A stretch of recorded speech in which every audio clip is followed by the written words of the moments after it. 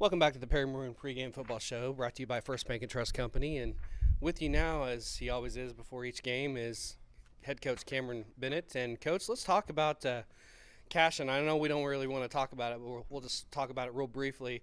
Just a weird and dreary night with the rain, wet ball, wet field. Just had no really energy in on the team or the crowd or anything. It was kind of weird. Let's just assess that game. What went wrong from the start to the end of the game, minus the 5 turnovers? Well, I think a lot of it's just our kids' mentality through the game. Obviously, Cashin's a good football team. They were 5-0 coming in here, and a lot of our kids had their head. They were already beat before we hit the field.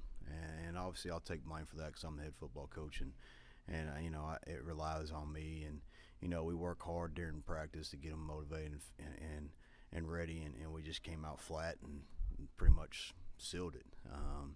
And that's one thing we got to change. Ever since I've been here, just trying to get in these kids' heads that, hey, play up to your potential and you can beat anybody.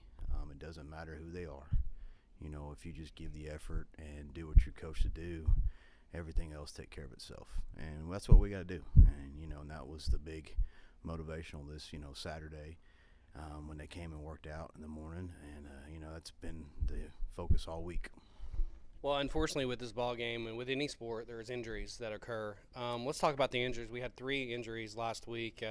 One was Devin, one was Dylan, and one was Brian. Let's talk about how their injuries are, how serious they are. They're going to be sitting out this week. Who's going to replace them in the lineup? All that good stuff. Yeah, they're going to sit out this week. Obviously, Dylan got a little concussion. Obviously, he didn't see a doctor, but us professionally, we want to hold him out a week. Obviously, he could probably play, but, just for health cautious reasons, we're setting him out. Blanson hurt his ankle pretty bad. It's still pretty swollen. Nothing broke or anything, just, it's probably a 2 to 3 degree sprain. But he's been ice bucking it every day, which, it'll help that process get better. Brian's, his shoulder's been banged up for a little bit, but he's ineligible too. And that's, it is what it is. All 3 of them will be back next week. It is a good thing, but, we're just going to move on. Obviously, we got a couple of tweaks in the defense and offense. Spencer Hartwig's going to play guard in Dylan Buck's spot, which he played guard all last year, so it's really nothing new. We're going to go more to a 4-2-5 look. So we'll have 4 down linemen, which will be Matt Jones, Barrett Swan, Spencer Hartwig, and Andrew Randall. We're moving G to backer, so we'll have Luke Ballmer and Garrett Byer in backer, and DB stay pretty much the same. Our wheel's going to be basically / strong safety is going to be Braden Sweet, and our Sam backer is going to be Reyes. So everything else is okay. Well, you alluded to that, the team basically thought they were defeated before they got on the field last week, and that's what it kind of looked like. But let's talk about the focus of the practices this week. You got Hennessey coming in 5-1, 3-0 in the district. Winnable game. Hennessey can be beat.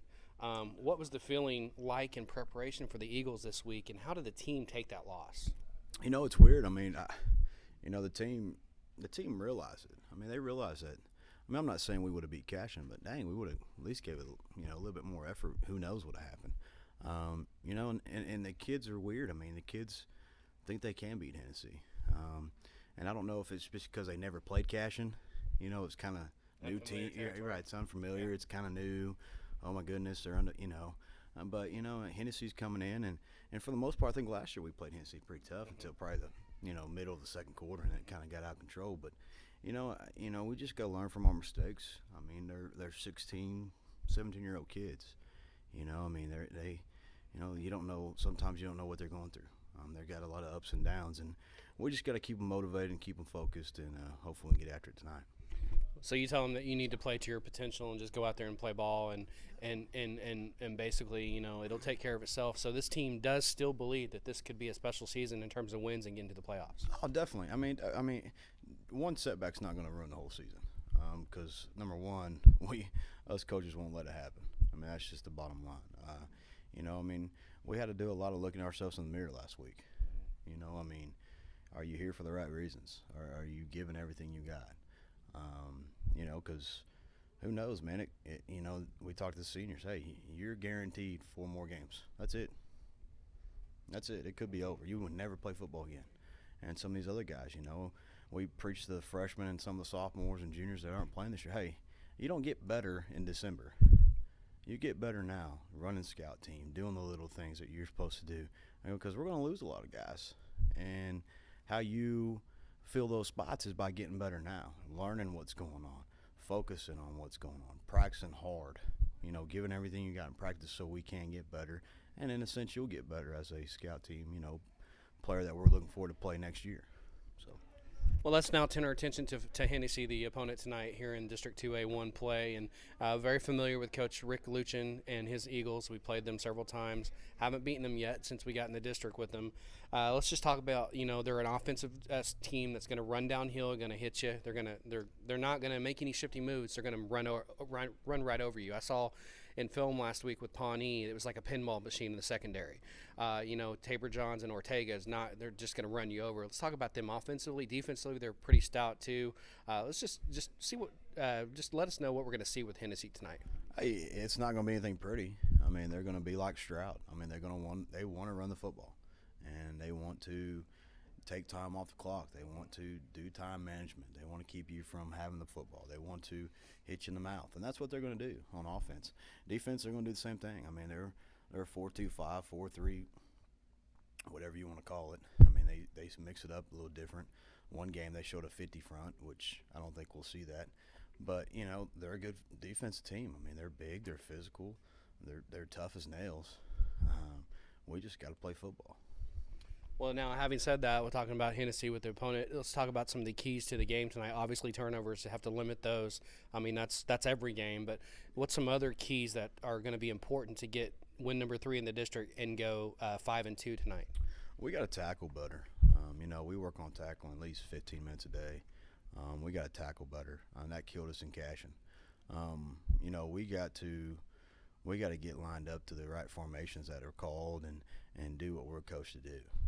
We had a lot of confusion last week, and that I ain't saying giving anything bad to Cashion. They did a good job, but we got confused a little bit on certain things, and we can't let that happen. We got to have 11 guys fly the football. Offensive wise, we got to cut down the middle mistakes. We just got to take care of the football and just cut down the middle mistakes. So now we're going to get to our fun thing that we do every week is our Saturday picks. And last week, my Cowboys barely won. So Texas almost beat OU. That was a shocker. And then Tulsa got beat by Temple. No surprise. Both of us went 3-0. So you're 16-2. You're still game up on me, 15-3. I'm trying to get you, but we got OSU at TCU, Kansas State at OU, South Florida at Tulsa, Nebraska at Northwestern. I'm going to take, unfortunately, the Horned Frogs, OU, South Florida, and Nebraska. I was going to help you out. I was going to take TCU. I thought you'd take OSU. No, oh, wow. I'm a realist. So I'll take TCU. Kansas State's scary, man. They won there last time they were there. I know.